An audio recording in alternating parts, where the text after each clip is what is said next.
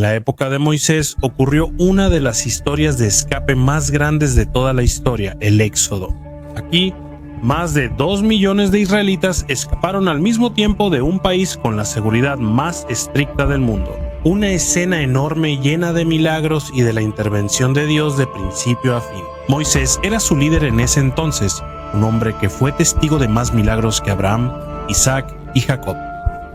Los prodigios sucedían uno tras otro mientras Dios demostraba que podía cambiar la naturaleza para salvar a su pueblo. Hay milagros que a primera vista parecen magia, como el bastón de Moisés que se convirtió en serpiente, pero la mayoría son manifestaciones claras del poder de Dios en el mismo mundo que Él creó. De hecho, Moisés debió haber muerto desde que nació, ya que el faraón había ordenado que todos los niños varones israelitas fueran arrojados al río. En ese tiempo, el río Nilo estaba lleno de cocodrilos, era peligroso y mortal, como si fuera imposible que él sobreviviera. Pero de una manera inexplicable, Dios lo salvó y hasta terminó en el mismo palacio de Egipto. Ahí, creció como un príncipe y recibió la mejor educación del país.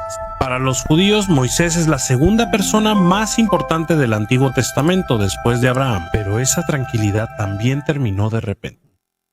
Un día ya no pudo contener su enojo cuando vio que un esclavo estaba siendo maltratado, así que mató al capataz egipcio, así que se vio obligado a huir para salvarse. Si revisas la línea de vida de Moisés, es muy interesante.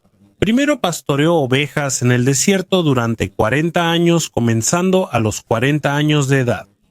Después, al volver con los israelitas, sirvió otros 40 años. Es como si cada etapa de su vida hubiera sido organizada por Dios exactamente. Y por supuesto no puede faltar uno de los momentos más famosos, su encuentro con Dios en la zarza ardiente. El árbol no se consumía aunque estaba en llamas, pero lo más asombroso fue la conversación que tuvieron allí. Él estaba en un lugar sagrado, así que Dios le ordenó quitarse los zapatos. Luego Dios le dijo que era el elegido, elegir liderar para sacar a Israel de Egipto, pero Moisés no aceptó de inmediato. Tenía 5 razones para no ser la persona adecuada. Primero, no valgo nada. Segundo, no sé nada, ¿qué voy a decir?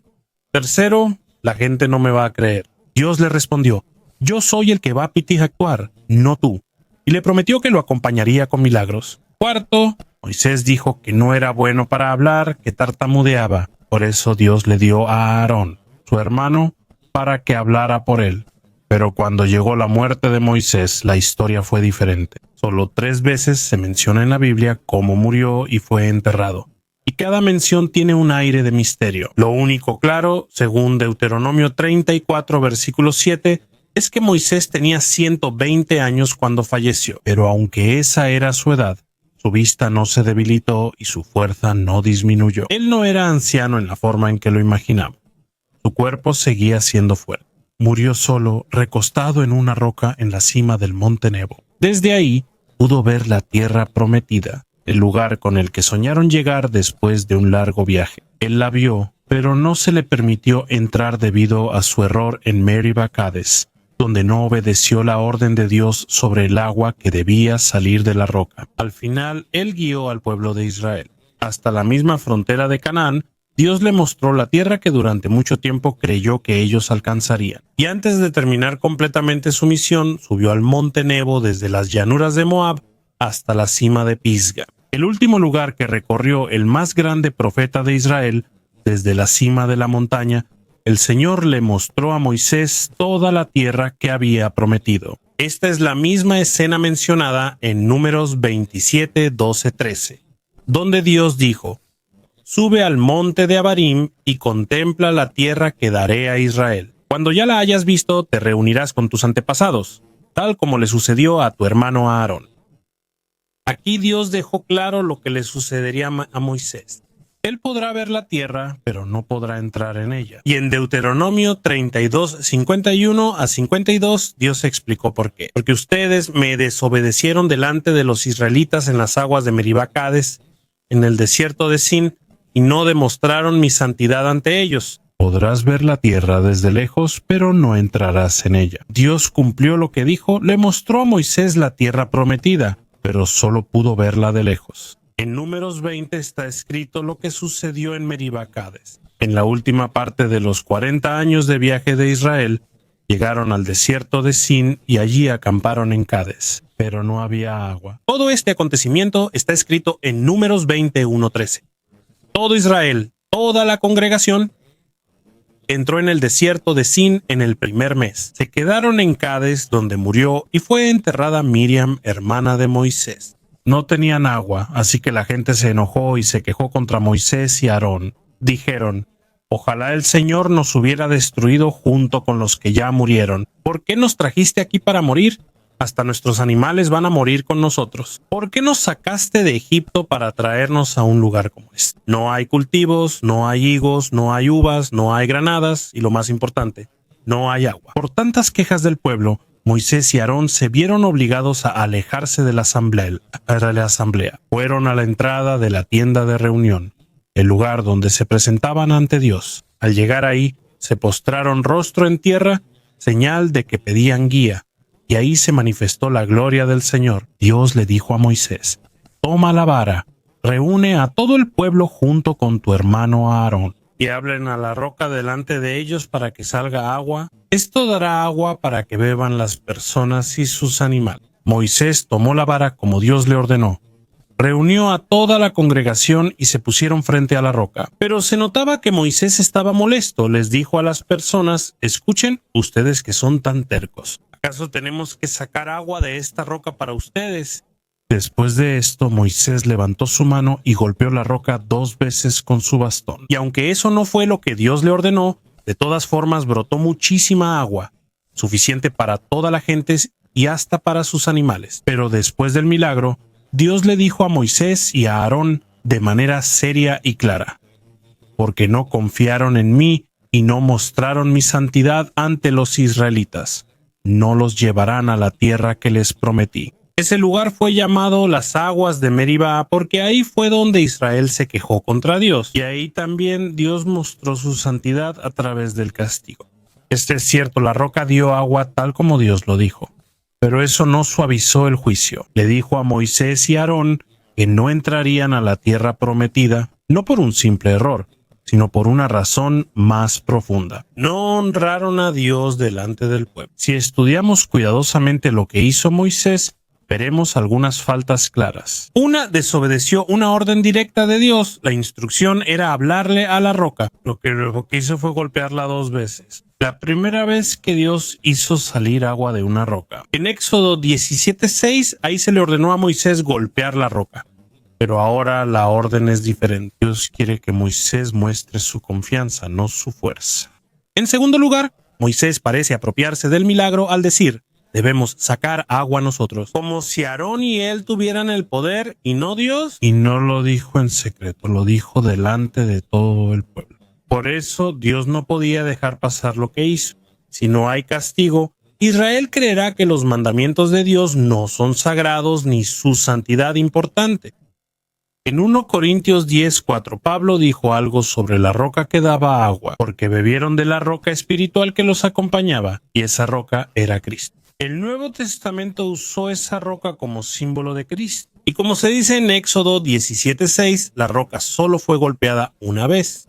Así como Cristo fue crucificado una sola vez, es una imagen poderosa que muestra por qué Moisés debía obedecer exactamente la orden de Dios. En Hebreos 7:27 se dice que Cristo es diferente a los sumos sacerdotes de la antigüedad. Él ya no necesita ofrecer sacrificios todos los días, primero por sus propios pecados y luego por los pecados del pueblo. En cambio, Él se ofreció una sola vez cuando se entregó a sí mismo por todos. Desde esa perspectiva, la orden de hablarle a la roca en Números 20 no es solo una acción simple, sino que es como una imagen de la oración. Simboliza acercarse a Dios con confianza, sin usar fuerza ni ira. Jesús, según el Nuevo Testamento, fue golpeado una vez, lo que significa que sufrió y murió una vez. Y desde entonces, Él da agua viva a cualquiera que se acerque a Él con fe. Pero cuando Moisés golpeó la roca con ira, el símbolo se rompió. En lugar de ser una imagen de oración y fe,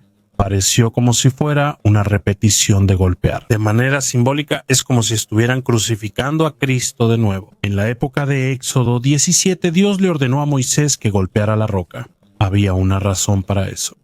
Esa escena muestra la imagen de Cristo como el Salvador que fue golpeado por el pecado del mundo. Esto se repite muchas veces en los Salmos y en el libro de Isaías, que Cristo es la roca y la piedra angular que fue rechazada, herida y asesinada para la salvación de todos. Y de su sacrificio vendrá el agua viva, la salvación. Pero es importante recordar que en Hebreos se dice que Cristo murió una vez por todos. Solo se necesita un sacrificio para todas las personas, para todos los pecados, en todo momento. Por eso, en el plan de Dios, la roca solo debía ser golpeada una vez. En esa escena de Éxodo 17, si se golpea de nuevo en una escena futura, se perderá esa imagen. Por eso, en Números 20 se dio una orden diferente: hablarle a la roca, no golpear. La imagen de que el sacrificio de Jesús fue una sola vez debía permanecer intacta. Pero cuando Moisés eligió golpear de nuevo la roca, se rompió el simbolismo. Si Dios no lo hubiera corregido, la gente se habría confundido. Es como si dijeran que hay que seguir golpeando una y otra vez. Es como si repitieran el sacrificio de Cristo, lo cual no está de acuerdo con la Biblia. Por eso Dios reprendió a Moisés, no para avergonzarlo, sino para corregir la imagen equivocada. Israel necesitaba entender cuál es el verdadero significado de la roca y de la salvación. Y aquí entra otra lección muy importante. Cuando no se le permitió a Moisés entrar a la tierra prometida, Dios mostró algo más profundo. No podemos entrar a la tierra prometida, símbolo de la salvación, a través de la ley que representa a Moisés. Así como Moisés no pudo entrar, nosotros tampoco podemos. No podemos salvarnos por nuestras obras, obediencia o fuerza. Alguien más debe guiarnos a entrar. Ese es Josué. El nombre en hebreo, Yeshua, es el mismo nombre del que proviene Jesús. Eso muestra que en la historia la salvación viene de Jesús, no de Moisés ni de la ley. Por eso el castigo para Moisés fue severo, no solo porque desobedeció, sino porque rompió la imagen del sacrificio de Cristo y por el orgullo que mostró, como si él y Aarón hubieran iniciado el milagro. Por eso no se le permitió entrar a la tierra prometida. En Números 20:12 se dice que aunque Moisés fue castigado por su falta, nunca vimos que se quejara. Él siguió liderando fielmente y continuó honrando a Dios. En Deuteronomio 34, 1-6 podemos ver la última subida de Moisés. Él subió desde las llanuras de Moab hasta el monte Nebo, hasta la cima de Pisga, la montaña que está frente a Jericó. Allí el Señor le mostró toda la tierra, desde Galaad hasta Dan, desde Neftalí hasta Efraín y Manasés, y toda la tierra de Judá hasta el mar más lejano. También le mostró el sur, la llanura y el valle de Jericó, que también se llama la ciudad de las palmeras, hasta el lugar de Zoar. Y Dios dijo: esta es la tierra que prometía a Abraham, Isaac y Jacob. Te las he mostrado, pero no cruzarás para ir allá. Allí mismo, en la tierra de Moab, Moisés murió conforme a la palabra del Señor. Según la Biblia, Dios lo enterró en un valle en Moab, cerca de Bet-peor. Nadie sabe exactamente dónde está la tumba. Aunque hubo castigo por su desobediencia, Moisés murió con fe y con honor. Él es la única persona en la Biblia que fue enterrada por el mismo Dios. Un privilegio enorme. También ocurrió un gran misterio en ese lugar, pero volveremos a eso más tarde. El luto por Moisés duró 30 días, más largo que el luto habitual de 7 días de los israelitas. Es normal tener dificultades para despedirnos de seres queridos. La separación es difícil, ya sea en la escuela o en el cementerio. Nos sentimos tristes porque somos humanos. Pero no debemos perder la esperanza. Aquí nosotros experimentamos dolor, cansancio y dificultades. Pero aquellos que han partido y están con Dios ya no sienten dolor ni sufrimiento. Mientras nosotros aquí seguimos luchando en la vida, ellos ya están en paz. Pasaron muchos siglos y podemos leer en los evangelios que se vio a Moisés hablando con Jesús en la cima de una montaña. Sin embargo, en ese tiempo, él no pudo entrar a Canaán mientras vivía allí. Él fue enterrado en el monte Nebo, pero no por su propio pueblo. Algunos comentaristas bíblicos dicen que Dios ocultó la tumba de Moisés para evitar que fuera un santuario o lugar de adoración. También tiene sentido, porque Israel en ese entonces era conocido por ser fácilmente atraído a la idolatría o adorar cosas que no son Dios. Pero hay otro misterio que ocurrió después de la muerte de Moisés. En Judas capítulo 1, versículo 9, se dice que el arcángel Miguel discutió con Satanás acerca del cuerpo de Moisés. Hay tres personajes en esta historia. Primero, Moisés. Miguel es un arcángel, es decir, un ángel de alto rango. En tercer lugar, Satanás, el principal enemigo de Dios y de todos los que lo siguen. En Génesis capítulo 1, versículo 31, se dice que todo lo que Dios creó era bueno, pero Satanás, junto con otros ángeles, se rebeló contra Dios. Esto se puede leer en Ezequiel capítulo 28, versículo 15, y en Isaías capítulo 14, versículos 12 al 17. Y desde entonces Satanás ha intentado destruir a la humanidad. Él fue quien tentó a Eva en el jardín del Edén y después Adán la siguió. Eso hizo que todo el mundo quedara bajo la maldición del pecado. El efecto del primer pecado se observa en Génesis 3, 16, 19 y Romanos 5, 12. La maldición que cayó sobre la humanidad por Adán y Eva en la Biblia describe a Satanás como serpiente y dragón. Según Génesis capítulo 3, versículo 1 y Apocalipsis capítulo 12, versículo 9, también se dice que Satanás es un asesino desde el principio y él es el padre de la mentira. Él es la fuente de las mentiras y él hace todo para encadenar a las personas en cadenas espirituales. Esto se puede leer en 1 Timoteo capítulo 4, versículo 1 que dice: Llegará el tiempo en que algunos abandonarán su fe y seguirán a espíritus engañosos y enseñanzas de demonios. Sobre Satanás hay información clara de la Biblia. Primero, Satanás posee mente, emociones y libre albedrío. Esto se prueba en la historia de Job capítulo 1, él no es igual a Dios. Él solo fue creado según Ezequiel capítulo 28, versículo 15. En segundo lugar, Satanás no es el que gobierna el infierno. El infierno fue creado como castigo para él y los demonios, no como su reino. Esto se puede ver en Mateo capítulo 25, versículo 41, y en tercer lugar, tampoco vive en el infierno. Según la Biblia, él puede ir al cielo y deambular por la tierra, como está escrito en Job capítulo 1, versículos 6 y 7. Pero su poder es limitado, no puede hacer nada a menos que Dios se lo permita. Esto es claro en Job capítulo 1, versículo 12. Tampoco está en todas partes, pero tiene un gran grupo de espíritus malignos llamados poderes de este mundo oscuro y fuerzas espirituales del mal en las regiones celestiales, según Efesios capítulo 6, versículo 12. Usando esta red, él tienta y engaña a las personas. Él trata de quitar el efecto de la palabra de Dios en el corazón de las personas, como en el ejemplo de Mateo capítulo 13, versículos 3 y 4. Y según 2 Corintios capítulo 4, versículo 4, él ciega la mente de los que no creen para que no entiendan las buenas noticias. Después de Satanás aparece el segundo personaje en este misterio, el arcángel Miguel. Junto con Gabriel, Miguel es uno de los seres angelicales más conocidos en toda la Biblia. Se le llama arcángel, lo que significa un ángel de alto rango en el ejército de Dios. Pero, ¿cuál es realmente su función? ¿Qué ha hecho él? ¿Y cómo obtuvo su posición en el reino del cielo? La respuesta es que Miguel es el nombre del arcángel y él es uno de los guerreros más poderosos de todo el ejército celestial. El nombre Miguel significa ¿quién puede compararse con Dios? Muchos padres, sean judíos o no, han nombrado a su hijo Miguel sin saber el verdadero significado de este nombre. Pero en la Biblia, su nombre es una declaración del poder de Dios. No hay ningún ser creado que sea como él. En el libro de Judas solo se menciona un breve detalle sobre la disputa entre Miguel y el diablo. Eso bastó para que estudiosos de la Biblia debatieran por siglos. No sabemos exactamente cuándo ocurrió esa disputa, pero está claro que está conectada con el entierro de Moisés. Tampoco se explicó por qué el diablo y Miguel estaban discutiendo sobre el cuerpo de Moisés. Pero algunos comentarios dicen que el diablo estaba al otro lado del cadáver cuando llegó el ángel, según la Biblia. Según la tradición, Satanás intentó reclamar el cuerpo de Moisés porque Moisés había matado a un egipcio antes. Quería usar eso como una reclamación legal. Pero Miguel tuvo una respuesta muy simple pero poderosa. Que el Señor te reprenda. Después de decir esto, el ángel enterró a Moisés. Y así terminó la vida de uno de los profetas más grandes de la historia.